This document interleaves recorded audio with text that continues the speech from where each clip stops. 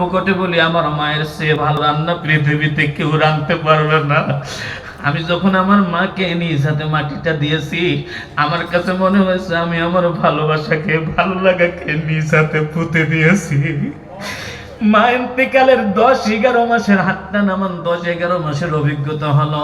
মাঝে মাঝে মায়ের চেহারাটি এত করে সামনে, চোখের সামনে চলে আসে।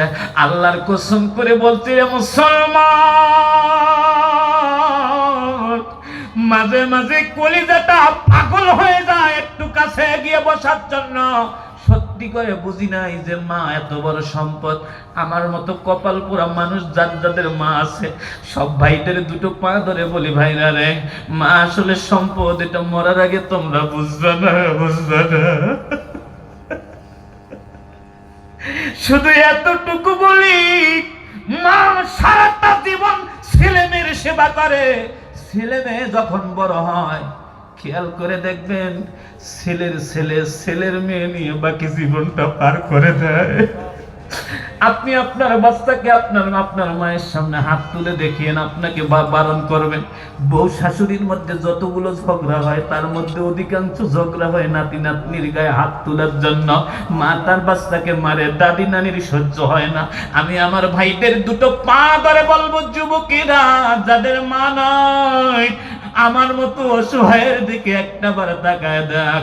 আল্লাহর কসম করে বলছি, তোদের দুটো পা ধরে বলছি, মরার আগে আজকে থেকে সিদ্ধান্ত নাও, জীবনে যতদিন বেঁচে থাকবো কোনোদিন আমরা তাদেরকে কষ্ট দেব না।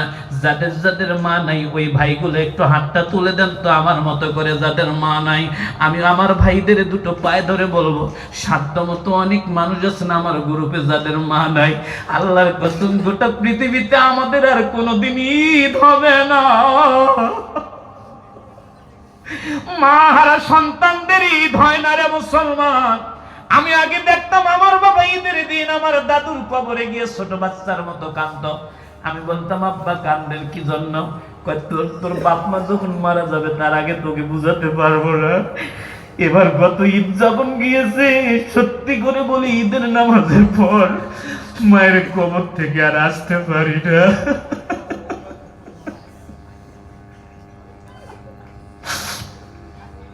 যাদের মা নাই, সব ভাইদের দুটো পা ধরে বলবো, কিছু করতে পারি আর না পারি, মায়ের কবরের কাছে গিয়ে একটু কান্নাকাটি করবেন। আল্লাহর দরবারে দুটো হাত তুলে আল্লাহকে বলবেন, আল্লাহ মেহেরবানি করে তুমি আমাদের মাদেরকে মাফ করে দাও। কাগজ কলম নিতে পারেন, আপনি যদি কাঁদতে পারেন, আপনার চোখের পানি নাকের ডগায় আসার আগে আমার আল্লাহ পাক আপনাকে মাফ করে দিবেন। আপনার মায়ের, আপনার বাপের কবরগুলোকে আমার আল্লাহ রিয়াজুল জান্নাহ বানায় দিবেন। জোরে বলেন আমিন। আর একটু জোরে বলেন আমিন। ছোট্ট ছেলে মাকে ডেকে বলছে, আম্মুরে, ও আম্মু, আমাকে ছেড়ে দাও না, আমি একটু ওখানে যাব। মা ডাক দিয়ে কয়, বাবা আমি আমার জীবন দেব, কিন্তু তোমাকে ছেড়ে দেব না। আমি একটু আজকের এই কাশিমপুর এই মোল্লা মার্কেটের ভাইদের কাছে একটু জানতে চাই, একটু মেহেরবানি করে বলুন তো, পৃথিবীর কোনো মা কি ছেলেকে বিদায় দিতে পারবে? আর একটু জোরে বলেন, পারবে? পারবে? পারবে? হিসাব হবে সহজ।